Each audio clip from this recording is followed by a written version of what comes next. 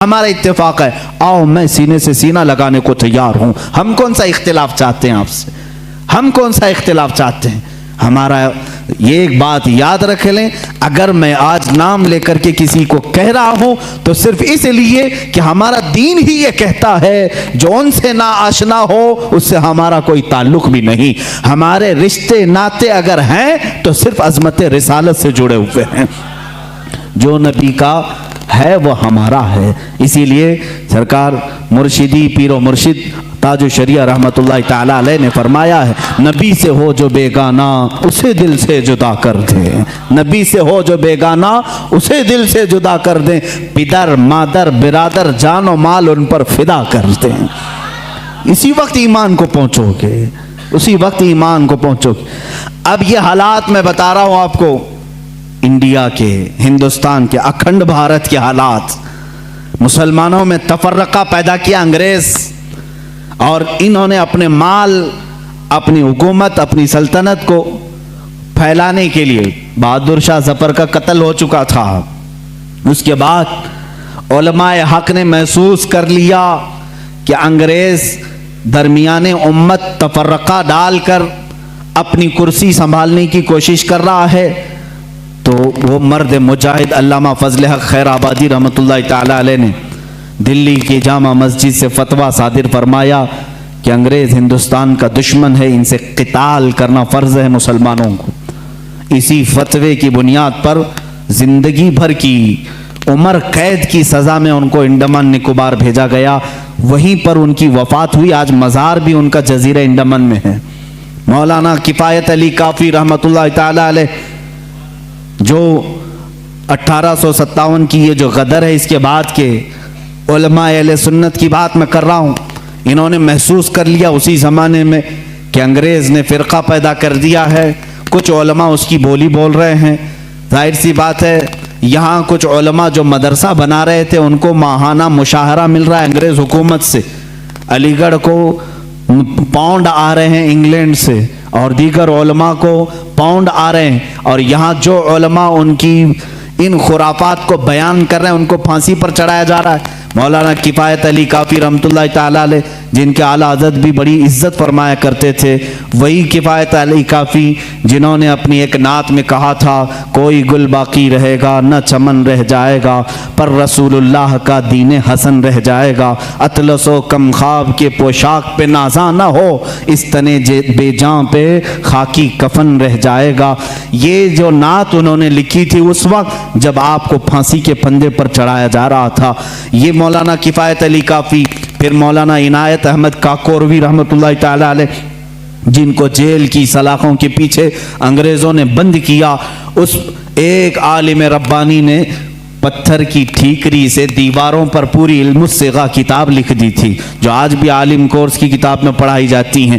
عزیزان گرامی وقار، اگر انگریز کو علماء سے محبت تھی اور وہ مدرسے کی سنگ بنیاد میں آ رہے تھے تو ان علماء کے ساتھ وہ کالا پانی کی سزائیں اور موت اور پھانسی کی سزائیں کیوں دے رہے تھے؟ آپ سمجھا کریں، کچھ علماء کو وہ شہید کر رہے تھے اور کچھ علماء کو وہ پیسوں سے پال رہے تھے۔ یہ حالات بڑے دیگرگوں تھے، امت میں تفرقہ اختلافات آ چکے تھے۔ اب یہ وہ زمانہ تھا، نیچریت اپنے پاؤں پھیلا رہی ہے، قادیانیت اپنے پاؤں پھیلا رہی ہے، دہریت اپنے پاؤں پھیلا رہی ہے، اور ایک طرف غیر مقلدیت بھی اپنے پاؤں پھیلا رہی ہے۔ ہندوستان کی سرزمین جو اہل سنت و جماعت کا گہوارہ تھی، اولیاء کا مرکز تھی، یہ خواجہ ہند کا ہندوستان تھا، یہ محبوب الہی کی وراثت کی زمین تھی۔ یہاں صابر کلیری کے مجاہدات تھے، یہاں بابا فرید کے نغمے تھے، یہاں پر اولیاء کاملین کا گلشن تھا، یہ تمام صوفیاء کاملین کے پروردہ مریدین کا ایک عظیم گلستان تھا۔ اس گلستان کو کئی انگریزوں نے اپنے پاؤں سے کچلنا شروع کیا، اس میں خزاں آنے لگ گیا، اس حسین گلدستے میں، ہندوستان کے گلدستے میں پھول مرجھانے لگے۔ نیچریت کا غلبہ آیا ہے، وہابیت کا غلبہ آیا ہے، قادیانیت کا فتنہ سر ابھار رہا ہے، الہاد و بے دینی کا فتنہ سر ابھار رہا ہے۔ اب ہندوستان کی سرزمین پر ایک ایسے مرد قلندر کی ضرورت تھی جو موسیٰ کا جلال لے کر فرعون کے مقابل مراحل میں آئے، جو ابراہیم کی ثبات قدمی لے کر کے نمرود کے سامنے آئے۔ اب ایک ایسے مرد قلندر کی ضرورت تھی جو صدیق کی صداقت اپنے سینے میں رکھتا ہو، فاروق اعظم کی عدالت اپنے سینے میں رکھتا ہو، عثمان ابن عفان کے حلم و بردباری اپنے سینے میں رکھتا ہو۔ ہندوستان کو اب ایسے مرد قلندر کی ضرورت تھی جو حیدر کرار کی شجاعت بھی رکھتا ہو، غوث اعظم کا نائب ہو، خواجہ ہند کا وارث ہو۔ اللہ رب العزت نے ہندوستان کے سنی مسلمانوں پر وہ احسان عظیم فرمایا جب صوفیاء کے مرکز اور اولیاء کاملین کی خانقاہیں آواز دینے لگی، الہا اب ہند کا کیا ہوگا؟ یہاں تو اب چادریں نہیں، اب گاگریں نہیں، یہاں اولیاء کی بارگاہ میں آنے سے روکا جا رہا ہے، وسیلے کو شرک، استمداد کو کفر کہا جا رہا ہے، عظمت رسالت پر حملے ہو رہے ہیں، نماز میں رسول کے خیال آنے کو برا بھلا کہا جا رہا ہے، پیٹ پیچھے کی خبر نہ ہونے کی حضور کے بارے میں کہی جا رہی ہے۔ الہا اب کون اس دین کا وارث ہوگا، جانشین ہوگا، محافظ ہوگا، نگہبان ہوگا؟ آواز آئی غیب سے، اللہ رب العزت نے پورے ہندوستان کے اس سائے پر ایک ایسی عظیم سلطنت کو بیدار فرمایا جس سلطنت کا نام ہم یوں کہتے ہیں ملک سخن کی شاہی تم کو رضا مسلم، ملک سخن کی شاہی تم کو رضا مسلم۔ جس سمت آ گئے ہو سکے بٹھا دیے ہیں، اس عظیم ہستی کو اللہ تعالیٰ نے جلوہ فرمایا جس کو پوری دنیا سنیت اعلیٰ حضرت کنز الکرامت، جبل الاستقامت، دریائے نعمت، آقائے رحمت، کنز الکرامت امام اہل سنت امام احمد رضا خان فاضل بریلوی کے نام سے جانتی ہے۔ اسی لیے میں نے کہا احمد رضا کا تازہ گلستان ہے آج بھی، خورشید علم ان کا درخشاں ہے آج بھی، سب ان سے جلنے والوں کے گل ہو گئے چراغ، احمد رضا کی شمع فروزاں ہے آج بھی۔ عزیزان گرامی، اس امام اہل سنت فاضل بریلوی کی جس گھر میں ولادت باسعادت ہوئی وہ عام گھرانہ نہیں تھا، علمی گھرانہ تھا، بزرگوں کا گھرانہ تھا، تقوی و پرہیزگاری کے شعار رکھنے والوں کا گھرانہ تھا۔ اعلیٰ حضرت رضی اللہ تعالیٰ 10 شوال المکرم بریلی شریف میں سنیچر کے دن جب آپ کی ولادت ہوئی، ظہر کا وقت تھا، یہ اعلیٰ حضرت امام احمد رضا خان رحمۃ اللہ تعالیٰ علیہ مولانا نقی علی خان رحمۃ اللہ تعالیٰ علیہ کے گھر پیدا ہوتے ہیں۔ مولانا نقی علی خان اعلیٰ حضرت کے والد ماجد زبردست عالم دین، فقیہ کامل، ولی کامل تھے۔ آپ کے دادا مولانا رضا علی خان رحمۃ اللہ تعالیٰ علیہ قطب الوقت تھے۔ آپ کا سلسلہ نسب اعلیٰ حضرت رضی اللہ تعالیٰ عنہ کا افغانستان کے بڑھیج قبیلے کے پٹھانوں سے ملتا ہے۔ بعض محققین نے کہا ہے کہ صحابی رسول تک آپ کا نسب پہنچتا ہے، واللہ اعلم۔ اعلیٰ حضرت رضی اللہ تعالیٰ عنہ جس وقت اپنی آنکھیں کھولے ہیں، باپ کو مولانا نقی علی خان کی شکل میں ایک عظیم ولایت کا سرتاج دیکھے ہیں، اور پرورش بھی اس انداز میں ہوئی۔ الحمدللہ جن کے گھر علمی ہوتے ہیں، تقوی والے ہوتے ہیں، وہاں کی ہواؤں میں بھی علم ہوتا ہے، وہ چلتے پھرتے بھی پرہیزگار بنتے ہیں۔ اعلیٰ حضرت عظیم البرکت رضی اللہ تعالیٰ عنہ کے علمی گھرانے کی مثال اسی بات سے سمجھ میں آتی ہے کہ آپ کا نام اعلیٰ حضرت رضی اللہ تعالیٰ عنہ کا نام محمد رکھا گیا اور دادا نے احمد رضا رکھا، اسی نام سے آپ مشہور زمانہ بھی ہیں۔ اعلیٰ حضرت رضی اللہ تعالیٰ عنہ کے گھر کا نہیں بلکہ صوفیاء کرام بزرگوں کا یہ وتیرہ رہا ہے کہ بچہ جب 4 سال 4 مہینے 4 دن کا ہوتا ہے تو بسم اللہ خوانی کرائی جاتی۔ اس رواج کو ہمارے لوگ بھول چکے ہیں۔ چلے چھٹیاں تو یاد رہیں اور دوسرے معاملات تو یاد رہے جو عورتوں کے شروع کیے ہوئے ہیں، لیکن اسلامی مشائخ اور بزرگان دین نے جو طریقے ہمارے لیے مستحب فرمائے تھے ان کو آج زندہ کرنے کی ضرورت ہے۔ اپنے بچوں کی بسم اللہ خوانی کروائیں، یعنی کسی بھی باعمل عالم دین سے بچے کو اس دن بسم اللہ پڑھایا جاتا ہے جب بچہ 4 سال 4 مہینے 4 دن کا ہوتا ہے، اور اس کو الف با پڑھایا جاتا ہے، قرآن کی چند آیتیں پڑھائی جاتی ہیں۔ یہ رسم بسم اللہ خوانی اعلیٰ حضرت رضی اللہ تعالیٰ عنہ کے گھر کی وہ वहाँ की रस्म रही है, वहाँ का रस्म दस्तूर भी है। आला हज़रत को उस्ताद आए पढ़ाने के लिए, उसी रस्म बिस्मिल्लाह खानी में, जब उनके दादा भी हैं वालिद भी हैं, लेकिन रस्म के मुताबिक उस्ताद आए पढ़ाए। अलिफ बा ता सा जीम हा, ये जो अलिफ बा पढ़ाया जाता है, आला हज़रत रज़ियल्लाहु ताला अन्हु उसी मजलिस में एक सवाल करते हैं अपने उस्ताद से। अलिफ से लेकर कायदा आप भी पढ़ते होंगे ना, अलिफ बा ता सा जीम हा खा दाल दाल रा झा सीन शीन स्वाद वात ता ज़ा ऐन गैन फा काफ काफ लाम मीम नून वाव हा, उसके बाद आता है लाम अलिफ या, ये लाम अलिफ भी आता है ना, बहुत सारे कायदों में लिखा रहता है। उस्ताद ने पढ़ाया तो आला हज़रत ने फरमाया, ये सिंगल सिंगल हुरूफ पूरे तो मैंने पढ़ लिया, अलिफ भी पढ़ लिया, लाम भी पढ़ लिया, ये लाम अलिफ फिर क्यों आया? किस उम्र में पूछ रहे हैं? 4 साल की उम्र में। उस्ताद दंग रह गए हैं। आला हज़रत के जद्द अमजद मौलाना रज़ा अली ख़ान रहमतुल्लाह अलैह बड़े पाए के आलिम हैं। आपके वालिद गिरामी मौलाना नक़ी अली ख़ान रहमतुल्लाह अलैह ज़बरदस्त फ़क़ीह थे, बैठे हुए थे, वो मुस्कुराते रहे। बच्चे की तबहुर उल्मी को देखें। उस्ताद ने कहा, बेटा बात ऐसी है कि सिंगल सिंगल हुरूफ पढ़ा दिए गए, बच्चे को ये बताने के लिए कि हुरूफ जोड़ते कैसे हैं, इसलिए कायदे में एक लफ्ज़ लिख दिया जाता है लाम अलिफ, यानी लाम अलिफ मिला करके कैसे पढ़ाते हैं इसलिए लिख दिया जाता है, बाकी सब तो सिंगल हुरूफ होते हैं, अलिफ बा ता सा जीम हा। लेकिन कहाँ ज़माने का जो मुजद्दिद होने वाला है इतनी बात से खामोश कहाँ रहे। कहा अगर मिलाकर के ही पढ़ाना था तो बे को अलिफ से मिलाकर पढ़ा देते, ते को अलिफ से मिलाकर पढ़ा देते, जीम को अलिफ से मिला के, ये लाम के साथ ही क्यों अलिफ को मिला है? अब जो उस्ताद आए थे वो तो खामोश हो गए, वो खामोश हो गए। इतने छोटे बच्चे ऐसा सवाल तो नहीं करते। मौलाना रज़ा अली ख़ान रहमतुल्लाह ताला अलैह जो जद्द अमजद थे, दादा थे, उन्होंने सीने से सर को लगाया, कहा बेटा उस्ताद जितना पढ़ाएं उतना पढ़ लो। कहा कि अब दादा ये बात मुझे बता दें, दिल तशफ़ी में आ जाए।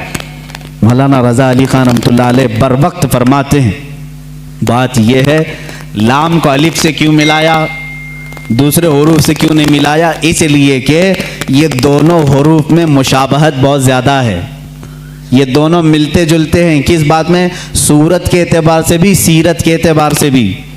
कहा वो कैसे? कहा लिखने में अलिफ भी लंबा होता है और लाम भी लंबा होता है, ये सूरत में दोनों लंबे हैं।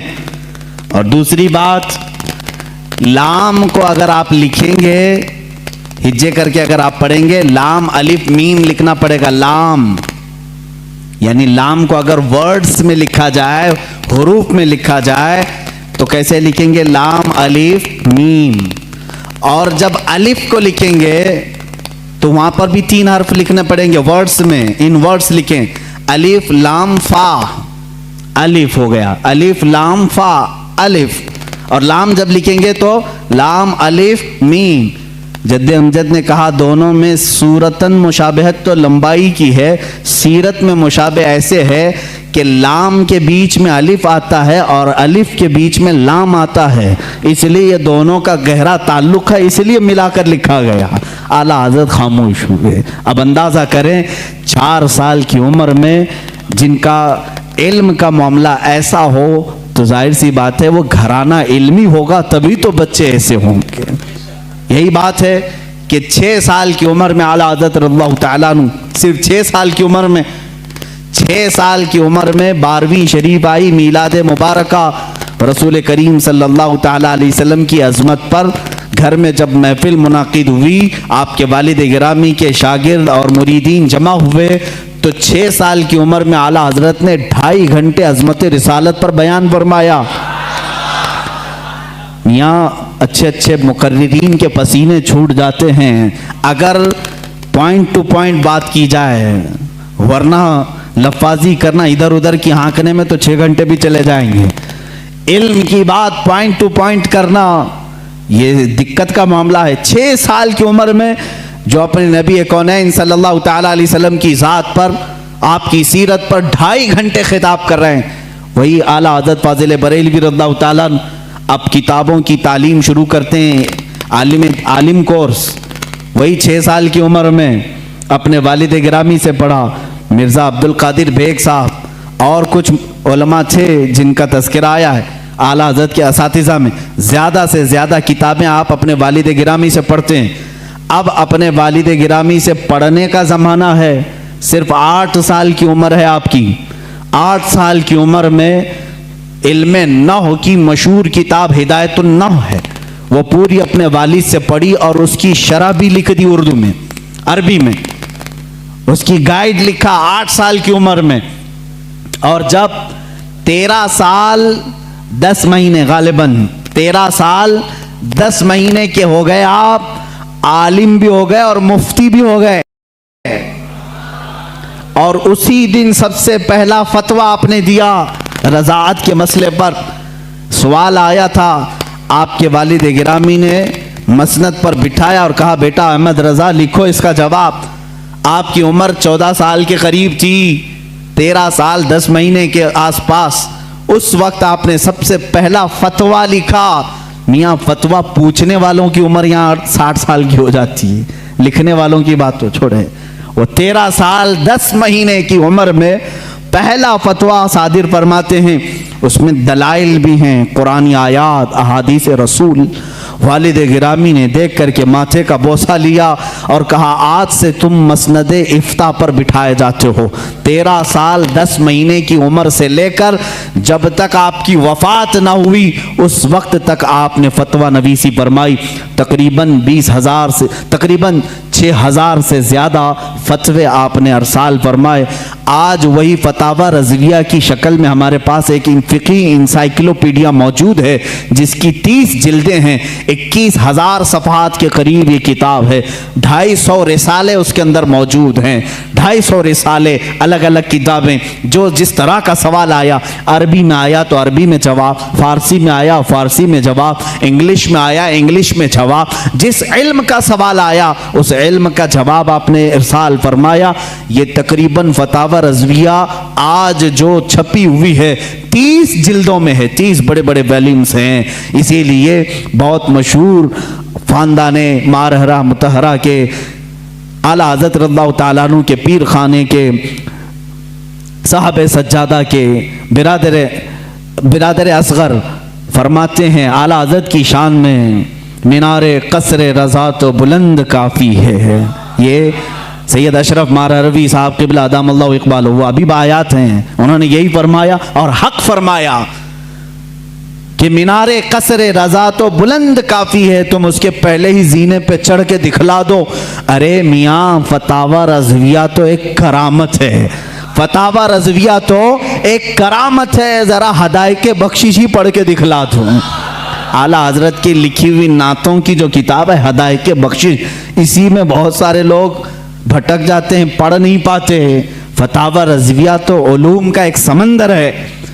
عزیزان گرامی وقار، اعلیٰ حضرت رضی اللہ تعالیٰ عنہ کے تبحر علمی کو اگر بتاتا چلوں تو ظاہر سی بات ہے مجھے 55 علوم پر بات کرنی پڑے گی۔ مجھ جیسا ناقص علم اور کم فہم آدمی ان تمام علوم پر گفتگو کہاں سے کر سکے گا؟ ہمارے علم کی بساط ہی کتنی ہے ان علوم پر بات کرنے کی۔ اعلیٰ حضرت رضی اللہ تعالیٰ عنہ کے تمام علوم پر جو لکھی گئی کتابیں اگر بیان کرنے شروع کریں تو ظاہر سی بات ہے اتنا علم ہونا چاہیے یا کم سے کم اتنا مطالعہ ہو، لیکن ہمارا سرسری مطالعہ ہے جیسے ہوتا ہے اوپر اوپر کے دانے کھائے ہوئے ہیں، بس اتنا ہی دیکھیں اعلیٰ حضرت کو گہرائی تک جا کر کون پڑھا ہے۔ ہاں یہ بات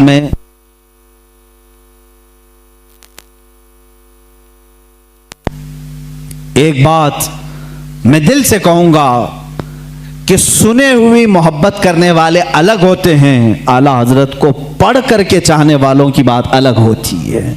پڑھ کر کے جو محبت کرتے ہیں وہ حقیقت میں محبت کرتے ہیں اور ان کا لوہا مانتے ہیں، اور سنی سنائی ہوئی باتوں میں کبھی ادھر آتے ہیں کبھی ادھر جاتے ہیں، معاملات ایسے ہوتے رہتے ہیں۔ عزیزان گرامی، فتاوی رضویہ شریف میں 250 رسائل جمع۔ السلام علیکم ورحمۃ اللہ وبرکاتہ۔ میرے پیارے عزیز دوستو، محترم بھائیو، ابھی آپ نے مفتی سلمان اظہری صاحب کا چند منٹ کا بیان سنا۔ میری گفتگو کے بعد مختصر سا بیان اور ہے، اس کو بھی مکمل سن لیجئے گا۔ پیارے دوستو، جیسا کہ آپ نے اس ویڈیو کے تھمبنیل پر دیکھا ہے کہ ہم نے مفتی سلمان اظہری صاحب کا اپنی اس ویڈیو پر تھمبنیل لگایا ہے کہ اعلیٰ حضرت کی حقیقت جان لو، حیران رہ جاؤ گے۔ اور اس کے بعد ہم نے اپنے تھمبنیل پر لکھا تھا کہ عرص رضوی کی حقیقت جان لو ورنہ پچھتاؤ گے۔ مفتی سلمان اظہری صاحب کی تصویر اور ان کے پیچھے یا سائیڈ میں کہہ لو اعلیٰ حضرت کی درگاہ کی تصویر ہم نے لگائی تھی۔ پیارے دوستو، اس ویڈیو کے اندر جو تھمبنیل لگا، اس تھمبنیل کے اکارڈنگ یہ بیان مفتی سلمان اظہری صاحب کا آپ نے سنا۔ پیارے دوستو، یہ مکمل بیان نہیں ہے۔ اس بیان کو ہم نے بیچ میں سے، یعنی جو مفتی سلمان اظہری صاحب نے 1 ڈیڑھ یا 2 گھنٹے کا بیان کیا، اس بیان کے بیچ میں سے ہم نے اس ویڈیو میں بیان کو رکھا، کیونکہ ہم نے اپنے اسی چینل پر کل ویڈیو اپلوڈ کی تھی، اس میں شروع سے مفتی سلمان اظہری صاحب کا بیان تھا، شروع سے یہاں تک کا جہاں سے آج آپ نے یہ ویڈیو دیکھی ہے۔ اگر آپ اس سے پہلے کا پارٹ دیکھنا چاہتے ہیں تو مجھے کمنٹ کر دیں، میں آپ کو پرسنلی ڈی ایم کر دوں گا، یا ڈسکرپشن میں جا کر کے آپ لنک پر کلک کر لیں، میں نے ڈسکرپشن میں بھی لنک چھوڑ دیا ہے۔ جیسے ہی آپ اس لنک پر کلک کریں گے، آپ کو ڈائریکٹلی وہ بیان جو چھوٹ گیا ہے آپ سے، جو اس کا پہلا پارٹ ہے یوں کہہ لیجئے، وہ آپ کو سننے کے لیے مل جائے گا۔ پیارے دوستو، میری گفتگو کا مقصد آپ سے صرف اتنا ہے کہ مفتی سلمان اظہری صاحب نے جو اعلیٰ حضرت کی تفسیر پر، اعلیٰ حضرت کی حالات زندگی پر، اعلیٰ حضرت کی کرامتوں پر، اعلیٰ حضرت کی سیرت پر جو بیان کیا، اور عرص رضوی میں جانے والے تمام ہی سنی علماء، تمام ہی سنی عوام، تمام ہی سنی مسلمان، اور وہ سنی مسلمان جو اعلیٰ حضرت سے محبت کرتے ہیں، اعلیٰ حضرت کی محبت میں پریشانیاں اٹھا کر کے ان کے عرس مبارک میں شامل ہوتے ہیں، ان لوگوں کے لیے کچھ اہم باتیں، کچھ نصیحتیں مفتی سلمان اظہری صاحب نے اس ویڈیو کے اندر بیان فرمائیں۔ پیارے دوستو، اعلیٰ حضرت کی حقیقت جان لو، حیران رہ جاؤ گے، اور عرص رضوی کی حقیقت جان لو ورنہ پچھتاؤ گے۔ تو یہ ویڈیو آپ کو کیسی لگی مجھے کمنٹ کر کے ضرور بتائیے گا۔ مجھے یقین ہے کہ مفتی سلمان اظہری صاحب نے جو یہ بیان کیا ہے اعلیٰ حضرت کی سیرت پر، عرص رضوی میں جانے والے سنی مسلمانوں کے لیے جو بیان کیا ہے اس ویڈیو کے اندر، وہ آپ کو بہت ہی زیادہ پسند آیا ہوگا، مجھے امید ہے۔ پیارے دوستو، اگر آپ عرص رضوی میں جاتے ہیں، اعلیٰ حضرت کی محبت میں جاتے ہیں، تو آپ کو چاہیے کہ آپ یہ بیان کو اپنے ذہن میں ضرور رکھیں، کیونکہ جب آپ اپنے ذہن میں اعلیٰ حضرت کی ان باتوں کو جو مفتی سلمان اظہری صاحب نے اس ویڈیو کے اندر بتائی ہیں، ان کو اپنے ذہن میں رکھ کر کے عرس میں جاؤ گے تو پھر مزہ کچھ اور ہی ہوگا، ایمان کچھ اور ہی ہوگا، اعلیٰ حضرت سے محبت کا تقاضا کچھ اور ہی ہوگا۔ پیارے دوستو، اعلیٰ حضرت کی حقیقت اس ویڈیو کے اندر آپ کو جاننے کے لیے ملی یا نہیں ملی، اور عرص رضوی کی حقیقت کیا ہے جان لو ورنہ پچھتاؤ گے، اس ٹائٹل کے اکارڈنگ آپ کو اس ویڈیو کے اندر بیان سننے کو ملا یا نہیں ملا، مجھے کمنٹ کر کے ضرور بتائیے گا۔ پیارے دوستو، امید ہے کہ اعلیٰ حضرت کا یہ بیان، اعلیٰ حضرت کی سیرت کا یہ بیان آپ کو پسند آیا ہوگا۔ اگر بیان پسند آیا ہو تو چینل کو ضرور سبسکرائب کر دینا، ویڈیو کو لائک کر دینا اور زیادہ سے زیادہ شیئر کر دینا۔ ہوئے ان کے علوم کا کنارہ کہاں تک تھا اللہ ہی بہتر جانے۔ علم حدیث میں قلم اٹھایا تو کئی کتابیں لکھی، اصول حدیث میں قلم اٹھایا اس پہ کتابیں لکھی۔ فقہ ایک علم کا نام ہے، اس میں تو پوری کتابیں موجود ہیں، اصول فقہ پر کتابیں ہیں آپ کی، اور ان کے علاوہ تفسیر میں، اصول تفسیر میں، بلاغت میں، معانی میں، عرض میں، اور اس کے علاوہ جو میتھس کے ریلیٹڈ علوم ہوتے ہیں ان میں کئی کتابیں آپ کی ہیں، علم رمل میں، علم جفر میں ہے، زیجات میں ہے، ارثماتیقی میں ہے۔ یہ تمام وہ علوم ہیں جن کو آج شاید و باید کوئی جانتا ہو. علم حیت ہے، علم توقیت ہے، علم مقابلہ ہے، علم مناظرہ ہے، علم رد ہے. ان تمام علوم پر اعلیٰ حضرت کی کتابیں موجود ہیں، ان کے رسالے موجود ہیں. یہ ایک بات ہوتی ہے کہہ دینا کہ ان کو اتنے علوم آتے تھے، اور ایک بات ہے ان کی اس علم پر کتابیں پیش کرنا. ہم مبالغہ آرائی سے کام نہیں لیتے. جس علم کی میں بات کر رہا ہوں اعلیٰ حضرت اس علم کو جانتے تھے. اس علم کی ضرور ان کی کتاب بھی میں تمہارے سامنے پیش کر سکتا ہوں. کئی علوم پر اللہ تعالیٰ نے آپ کو مہارت تامہ عطا فرمائی تھی. یہ ایک بات آپ سمجھ کر کے چلیں، یہ ان کے پاس وقت کتنا رہا ہوگا یہ سب لکھنے کا، ان تمام علوم کو حاصل کرنے کا. اعلیٰ حضرت رضی اللہ تعالیٰ عنہ کی دنیاوی جو علوم ہیں ان پر جو گرفت ہے اتنی زبردست. اپنے زمانے کے بڑے بڑے سائنٹسٹ کو بھی آپ نے دعوت مقابلہ دیا ہے. پروفیسر البرٹ نام سے اس نے 1919 میں یا 1920 کے قریب ایک پیپر میں لکھنؤ سے یہ بات شائع کر دی کہ سپتمبر، ابھی یہ بھی سپتمبر کا ہی مہینہ ہے، 17 سپتمبر اگر کچھ تاریخ اس نے 2 مہینے پہلے اعلان کیا کہ سورج کے مقابل میں عطارد، زہرہ، زمین، مریخ، مشتری، زحل، یہ جو کواکب ہیں یعنی ان کو سٹارز آف گیلیکسی جو کہا جاتا ہے، یہ مقابل میں آ رہے ہیں، جس کی وجہ سے سورج کی روشنی کو یہ کھینچ لیں گے اور سورج میں ایک داغ پڑ جائے گا. پروفیسر البرٹ ایک سائنٹسٹ ہے اور اس نے یہ اپنا چیلنج 3 ماہ پہلے پیپر میں شائع کر دیا کہ یہ پورے جو سٹارز آف گیلیکسی ہیں یہ اپوزٹ آ رہے ہیں سورج کے، اور سورج میں یہ داغ پیدا کریں گے اور اس کی وجہ سے پورے موسم خراب ہو جائیں گے، اور ان تمام حالات کو ختم ہونے میں کئی ہفتے لگ سکتے ہیں. اس وقت زہریلی ہوائیں بھی آ سکتی ہیں، ہو سکتا ہے کہ تمام لوگ مر جائیں. لوگوں میں افراتفری، حالات ایسی ہیں جو بول دیا سب اندھا دھند مان لیتے ہیں.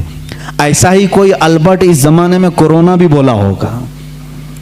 اعلیٰ حضرت رضی اللہ تعالیٰ عنہ اس زمانے میں جب آپ کے پاس لوگ آ کر کے کہنے لگے کہ حضور ایسی ایسی بات ہے، وہ سائنسدان ہے اور کہہ رہا ہے کہ یہ نجوم، یہ ستارے سورج کے اپوزٹ میں آ رہے ہیں، مقابل میں آ رہے ہیں، جس کی وجہ سے سورج کی روشنی وہ کھینچ لیں گے اور سورج میں داغ ہو جائے گا، زہریلی ہوائیں آئیں گی، فلاں فلاں فلاں باتیں. اعلیٰ حضرت رضی اللہ تعالیٰ ان علوم میں دسترس رکھتے تھے، مہارت رکھتے تھے. پوری کتاب لکھ ڈالی، پوری کتاب لکھی. میں آج ہی وہ کتاب پڑھ رہا تھا، میرا سر چکرانے لگا، میں نے کتاب بند کر دی، اس لیے کہ یہ علم نجوم کی بات ہے. اعلیٰ حضرت اس میں شکلیں بنا بنا کر کے لکھ رہے ہیں. عطارد اتنے سینٹی گریڈ کا ہوتا ہے، اتنے دقیقے کا ہوتا ہے، اتنے منٹ کا ہوتا ہے. زحل کی یہ شکل ہوتی ہے، فلاں جگہ ہوتا ہے، اتنے زمانے میں یہاں سے یہاں آتا ہے. یورینس، نیپچون، یہ اس کی میعاد مدت اتنی ہوتی ہے، فلاں وقت یہاں ہوتا ہے، سپٹمبر میں یہ کہاں رہتا ہے. ان تمام حالات کو لکھ کر کہتے ہیں جس البرٹ نے یہ دعویٰ کیا وہ جھوٹا ہے، وہ پاگل ہے اور جاہل ہے. اس لیے کہ یہ تمام چیزیں میں نے جو لکھی یہ ایک ساتھ جمع ہوں گی ہی نہیں. اور احمد رضا کا یہ دعویٰ ہے کہ 17 سپٹمبر کیا، 18 سپٹمبر کیا، اس طرح کے حالات انشاءاللہ کبھی نہ آئیں گے. اور دنیا نے دیکھا، سپٹمبر آئے گئے، نہ سورج کالا ہوا، نہ زہریلی ہوائیں آئی. سائنسدان دعوے کرتے رہتے ہیں. ظاہر سی بات ہے علم دین صرف یہ نہ سمجھو کہ قرآن و حدیث صرف مدرسہ مسجد کا نام ہے. قرآن و حدیث علوم کا سمندر ہے جو حقیقت میں اس کا وارث ہوتا ہے. اللہ دنیاوی علوم کا بھی اسے بادشاہ بناتا ہے. اعلیٰ حضرت کی ذات میں ہم نے وہ دیکھا ہے. سائنسدانوں کے بھی منہ بند کر دیے. ڈارون کے نظریے کو غلط ثابت کیا.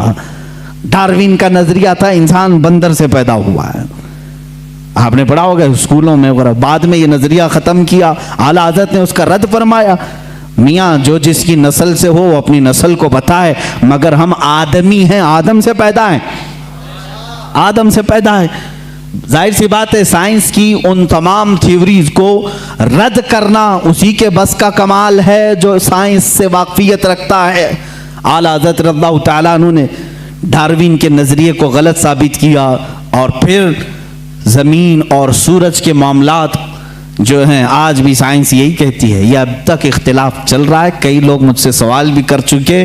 اعلیٰ حضرت رضی اللہ تعالیٰ عنہ کا اس پر اختلاف ہے اور مجھے امید ہے کہ یہ نظریہ بھی غلط ثابت ہوگا. جو آج سائنس کہتی ہے کہ زمین گھومتی ہے, یہی سائنس میں پڑھے نا, میں بھی پڑھا ہوں اسکول میں, آپ بھی پڑھے ہوں گے. زمین گھومتی ہے اور زمین گھومتے گھومتے 24 گھنٹے کا ایک مدار ہوتا ہے اس کا, اور سورج کے اطراف گھومتی ہے تو 365 دن ہوتے ہیں.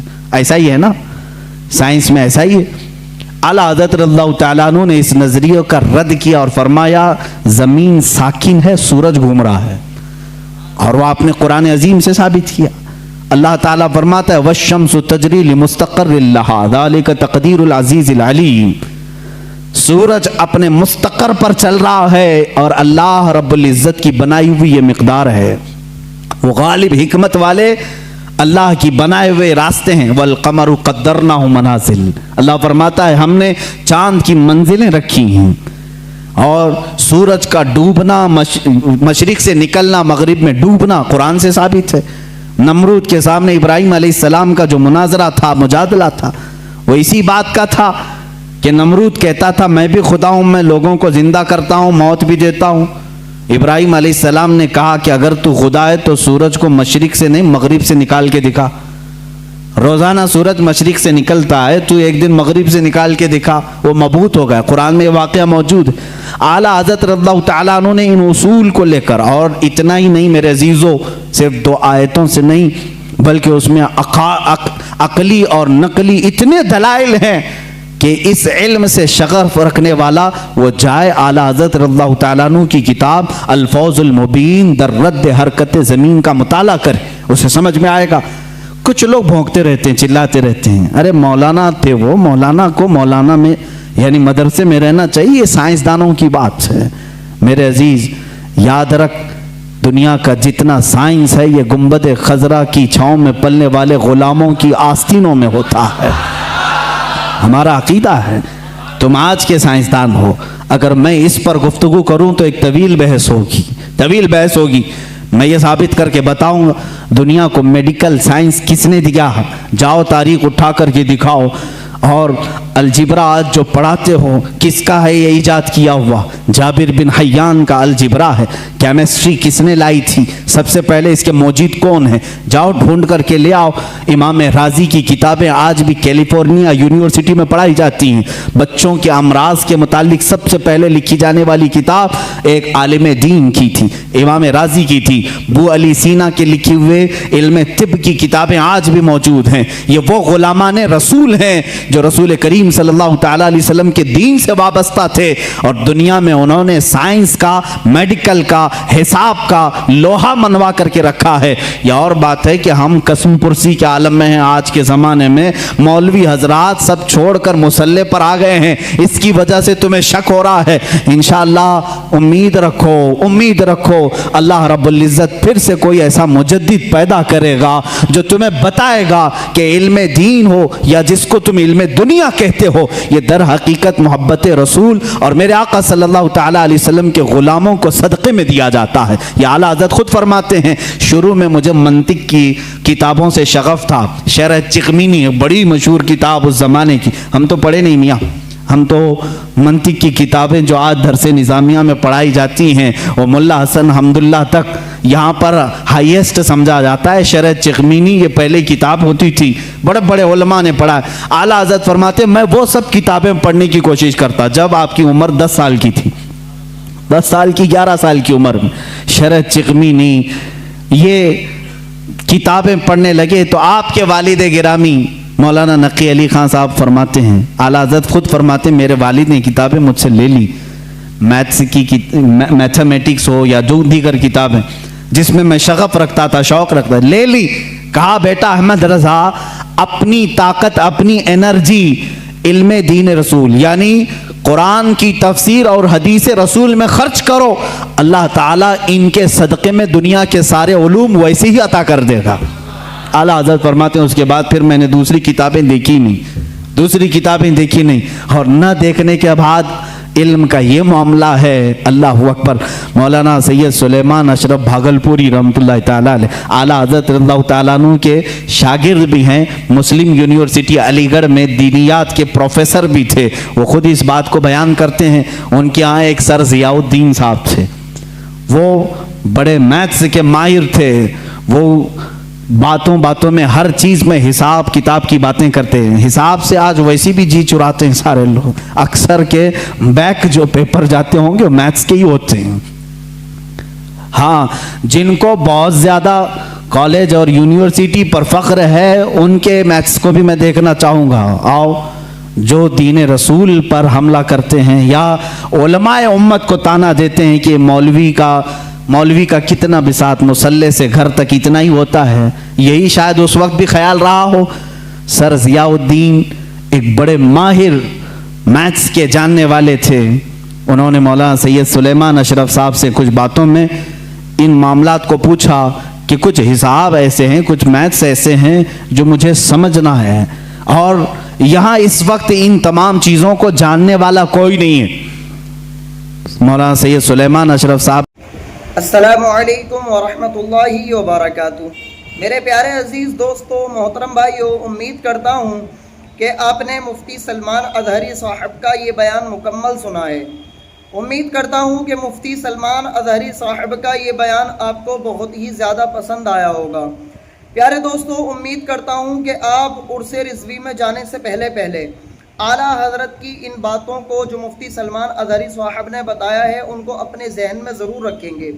प्यारे दोस्तों, आपसे थोड़ी सी इल्तिजा है, गुजारिश है, अगर आपको बयान अच्छा लगा हो या आप मुफ्ती सलमान अज़हरी साहब के या कभी कभी सैयद अमीनुल क़ादरी साहब के बयानात को सुनना पसंद करते हैं तो मेरे इसी चैनल को अभी सब्सक्राइब कर लो, क्योंकि मैं अपने इसी चैनल पर मुफ्ती सलमान अज़हरी साहब के बयानात को अपलोड करता रहता हूँ।